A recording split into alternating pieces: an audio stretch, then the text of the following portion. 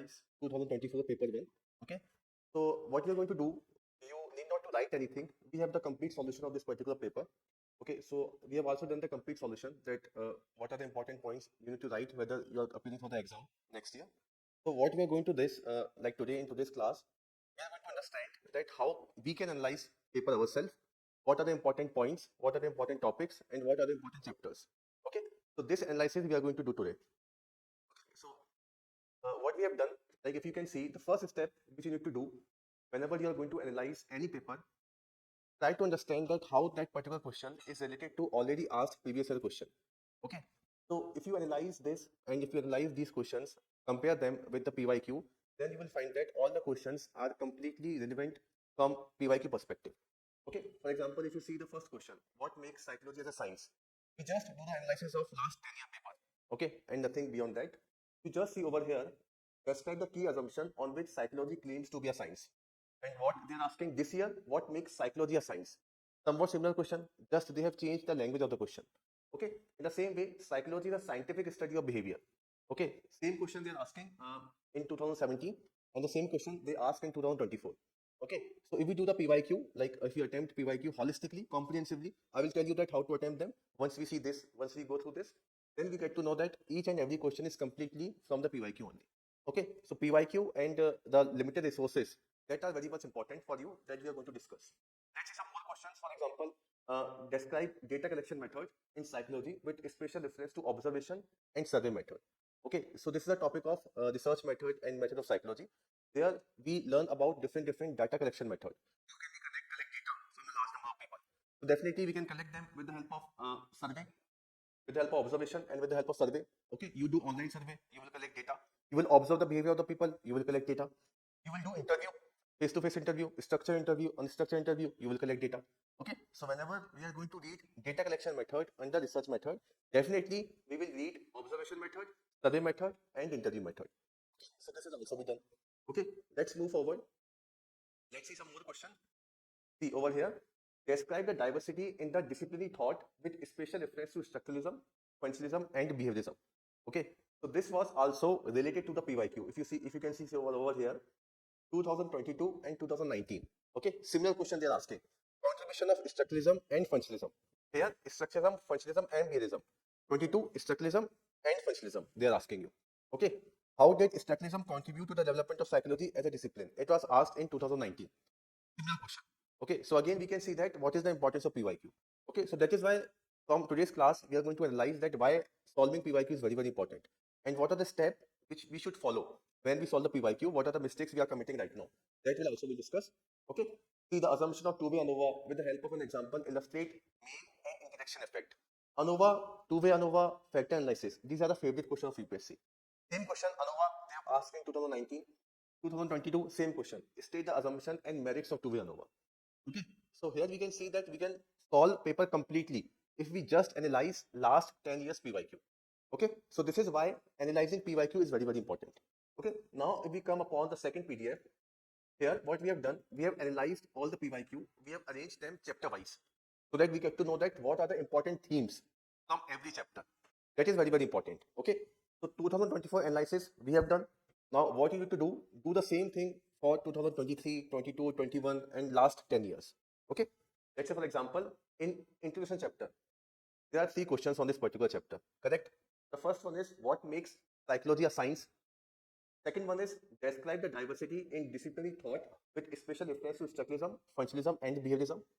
Third one is citing relevant studies, describe the emergence and development of cognitive psychology.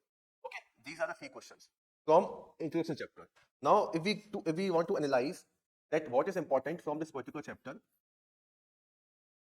okay, if you go last 10 years also, then you will find that from this particular chapter, from introduction, UPSC is asking question from 3 important fields. The first one is how psychology is related to science. This is one of the favorite question. Okay, the second field is different schools of psychology. Okay, so they are asking you different schools of psychology. And the third category is that how can we apply the concept of psychology in solving societal problem. Okay, so this is the application based. This is application. Okay, this is the favorite field from this particular chapter, introduction. Okay, the first one is psychology as a science. So now when you're reading introduction chapter and when you will read psychology as science, then you will not just read psychology as a science. You will also read why psychology is connected to different branches of social science, why psychology is connected to different branches of natural science, okay, and why psychology is called science, okay. In the same way, when you are approaching second one, different schools of psychology. So this year, 24 paper, they are asking you about the school of structuralism, functionalism, and behaviorism. Okay, but when you are reading school of psychology, then you are not reading only three particular school.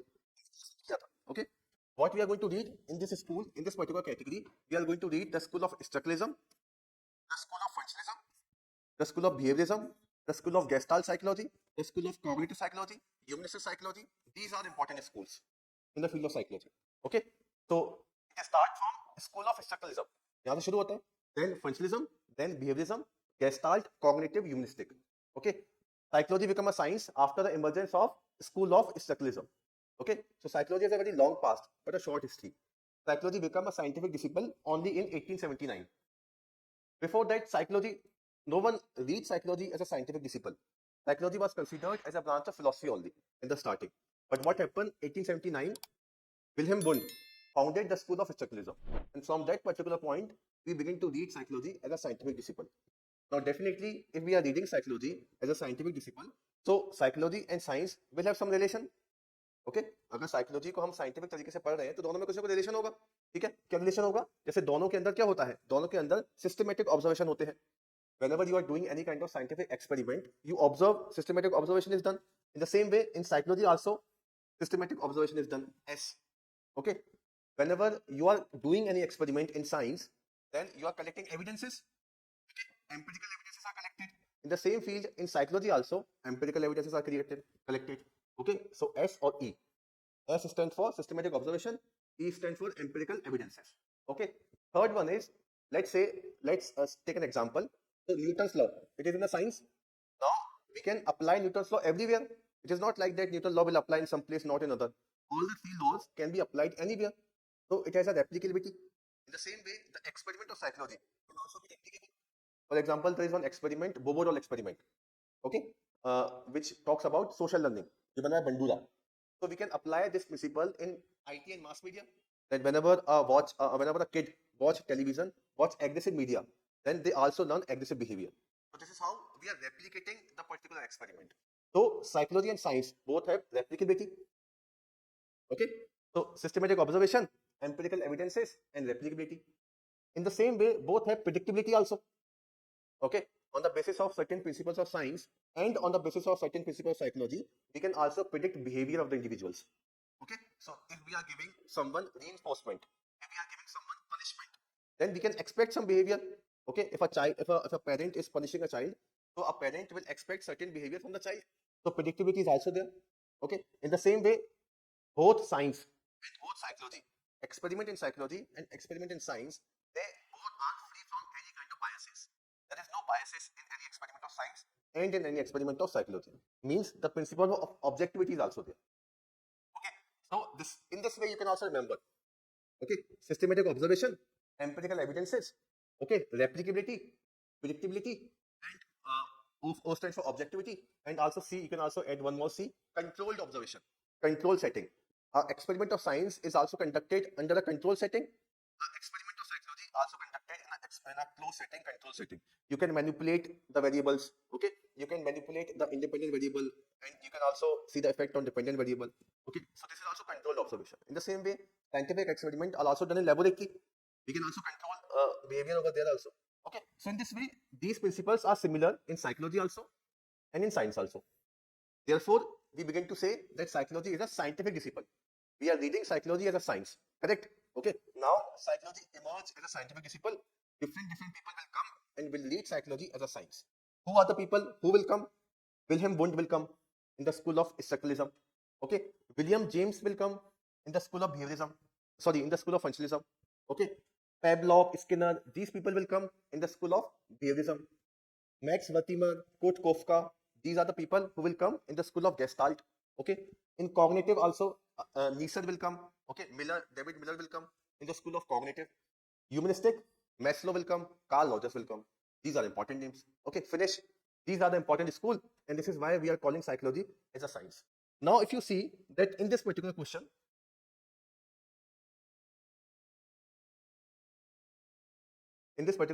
what makes psychology science? Just principle, SERPOC, SER, POC, our work is done. Okay, in the second question, they're asking you different thought, structuralism, functionalism, and behaviorism. Okay, this is in paper 1, introduction chapter, and this is very, very important. Why I am saying this is very important? Because these are the schools of psychology. These all are schools of psychology. These are the major thought of psychology. Okay, that is why it is very, very important. All the concept which we are going to read in the particular chapter, in the upcoming chapters of paper 1, all those are connected with these major schools of psychology. Okay, what are they? Structuralism, functionalism, behaviorism, gestalt, cognitive, and humanistic. Okay, now they are specifically asking you about the school of structuralism and the school of behaviorism and the school of functionalism. Okay, so just we try to elaborate that two schools are there, structuralism and functionalism. I'm just telling you a brief difference between these two schools. ठीक है, इन दो school के बारे में थोड़ी सी बात करते हैं कि दोनों स्कूल क्या होते हैं. देखो, ये जो स्कूल होता है, ये दिया था William बुंडन. Okay, WUNDT. The second name is Techner, EB Techner. These two people are responsible for the school of structuralism. Okay, functionalism school was given by William James. Psychology started from this particular point, and he took forward the field of psychology. Now, structuralism, which was given by William Wundt, he used to say that break down everything into elements. Okay, functionalism say that see the practical utility of that particular thing. For example, let's take a concept of language. A concept लेते हैं language. Language, we are talking about language. Okay, so in the concept of language, the school of structuralism is saying that break down the concept of language into different parts. For example, break down language into vocabulary, break down language into grammar, noun, pronoun, break down, तोड़ दो उसको, तोड़ के हर एक चीज को पढ़ो. Okay, so in the same way, we are reading sensation. Break down your sensation, break down everything. On the other hand, the school of functionalism is saying, see the practical utility of language. That how can we use language for one-to-one communication purposes. So this is practical utility. This is what school of functionalism is saying. Okay, so in this way, this school was also later on rejected. In this school, we can see a lot of application in the field of intelligence, in the school of behaviorism also. Okay, so this is the school of functionalism. Okay, in the same way, in this particular question, structuralism, functionalism, and the third one is behaviorism. Okay, so what happened? Structuralism and functionalism, they also talk about one more thing, which is called consciousness.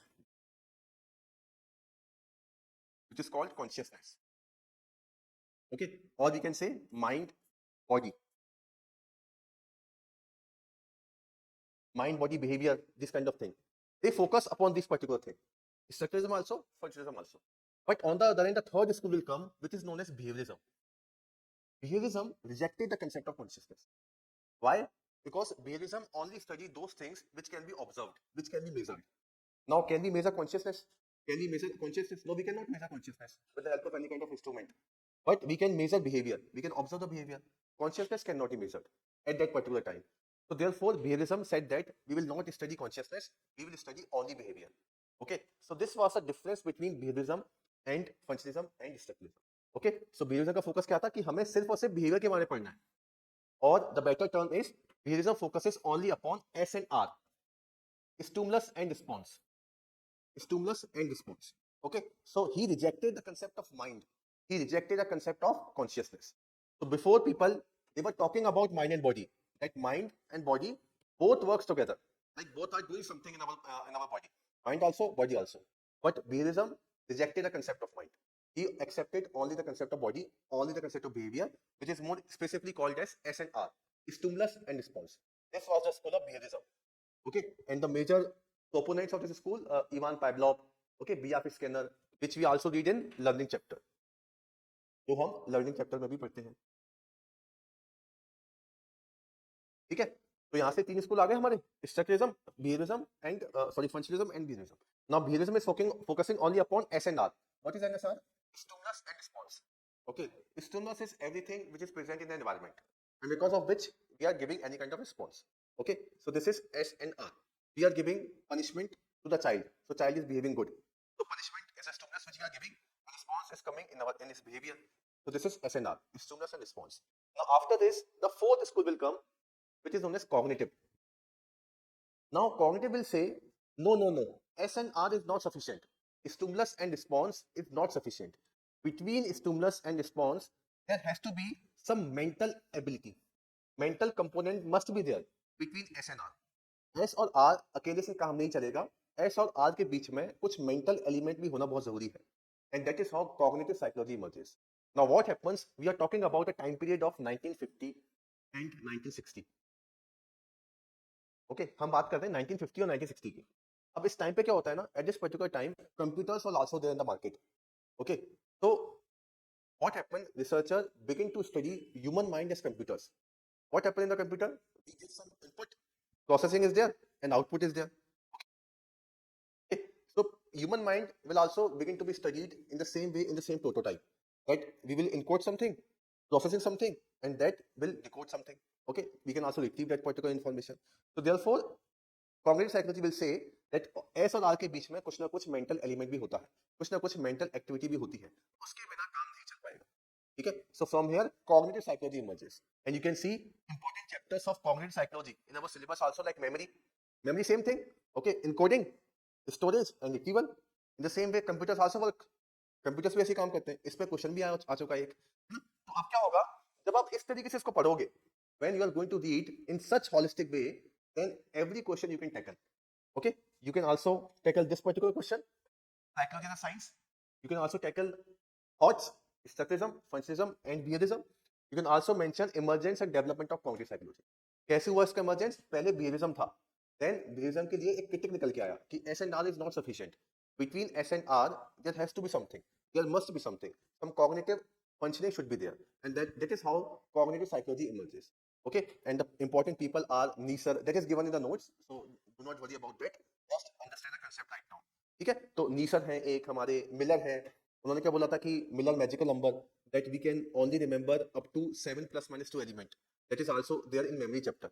Okay, so in this way you need to prepare everything, ऐसे अपन को prepare करना है. ठीक है.